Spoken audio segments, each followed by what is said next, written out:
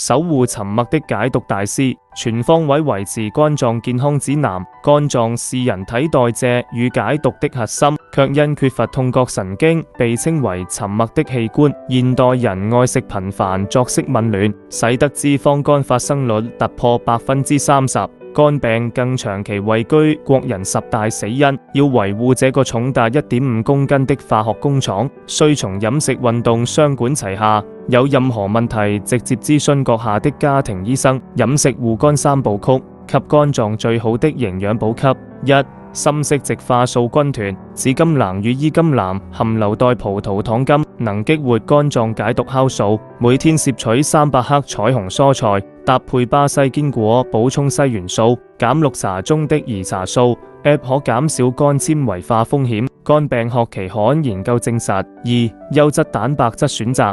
黃豆製品提供支鏈氨基酸，幫助修復肝細胞。青魚、秋刀魚富含Omega-3，每週3次降低發炎指數。雞蛋膽鹼促進脂肪代謝，建議每日1到2顆。3.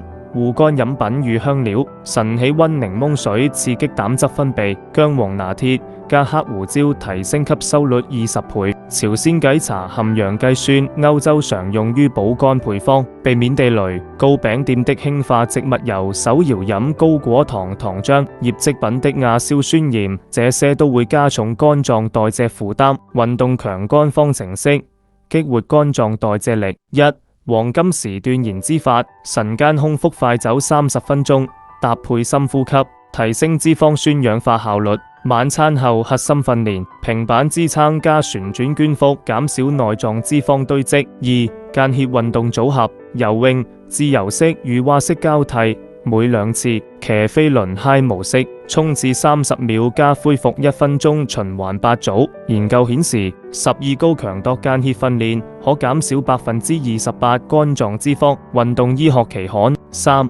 東方養肝功法，8段咁斬拳怒目增氣力式，特別疏通肝經。睡前推肝經，從大腿內側至腳踝，用掌根按壓太衝穴。全方位護肝生活守則。22點肝臟修復期，褪黑激素分泌高峰時，關閉藍光光源，用藥安全。綜合維他命，避免超過每日鐵質45毫克上限。情緒管理，練習478呼吸法，壓力激素皮質醇降低30%。年度健檢，除了個 GPT 應加驗肝纖維化掃描 FibroScan， 肝臟就像海綿初期損傷都能戴上。等出現黃疸易失守70%功能。肝膽科權威陳醫師提醒，從今天開始用新鮮食材取代加工食品，讓運動成為日常儀式。你的肝臟會用數10年的健康運轉回報這份呵護。